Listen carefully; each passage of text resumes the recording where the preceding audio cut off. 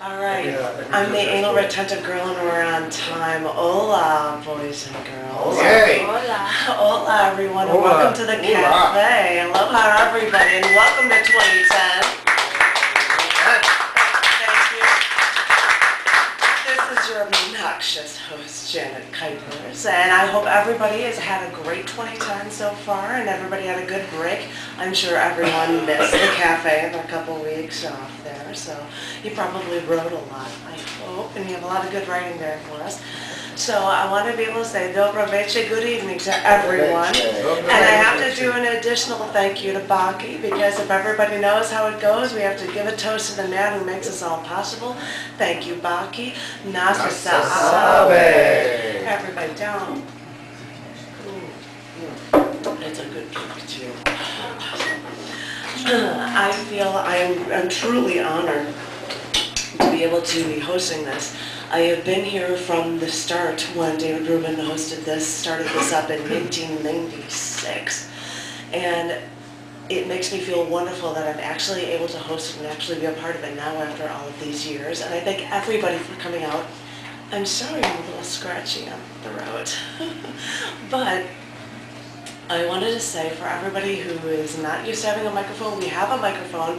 If you don't want to use it, you don't have to. If you don't want to come up here, you don't have to. It's not a problem at all. It's just for people who want to be all, you know, I've got food. This man has hosted, I'm watching the food things.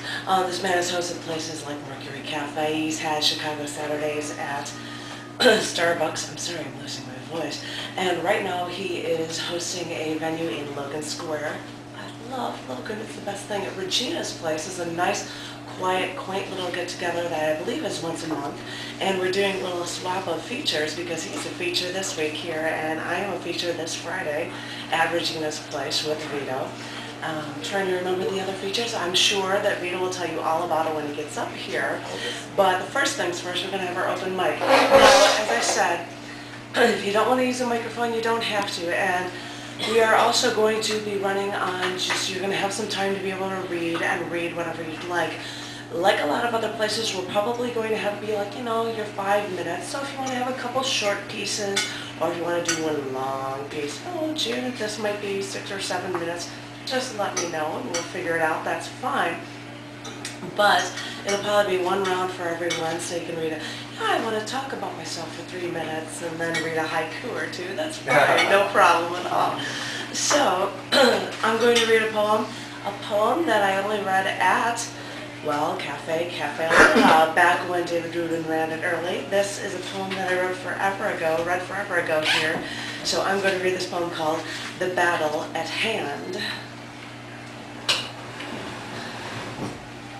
I wanted you to know that I was on a mission when I saw you, and that I was a warrior, and that you would be a helpless victim that couldn't fight my weaponry, that wouldn't fight my weaponry. And I would come into town and rape and pillage and rape, and depending on how you put it. And rape is such a harsh word, you know, entirely inappropriate for this, because I made sure that you wanted me before it was all over, because I have a knack of doing that when I fight my battles. This is how I care to think of you. I was on a conquest. I came fully equipped with ammunition. I had bayonets. I had a rifle with rounds of bullets on a chain thrown over my shoulder. I had a .22 caliber magazine-loaded handgun. And I didn't even need to use the hand grenade or the tear gas. Even before I started using my tongue as a weapon with a kiss, I used it as a weapon with words. And I think I had you won over from the start. You looked at me when I spoke, and I think you might have actually wanted to listen to me. And I would never have to resort to violence to get what I wanted from you. We seldom had opportunities before, but there wasn't much of an opportunity here. But we made one, and we somehow made it work. I know this. I wasn't ready for this battle before, but I want you to know that I came ready to fight, and I didn't care the circumstances or whether or not we had to be quiet because we didn't want anyone else to find out. And no one did.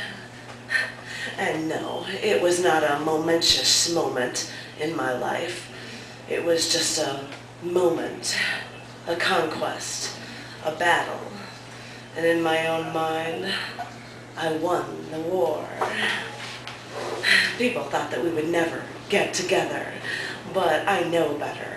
I know there's no such thing as not getting along with me. And I know I can make anyone like me, as I did with you. You were easy prey, you know.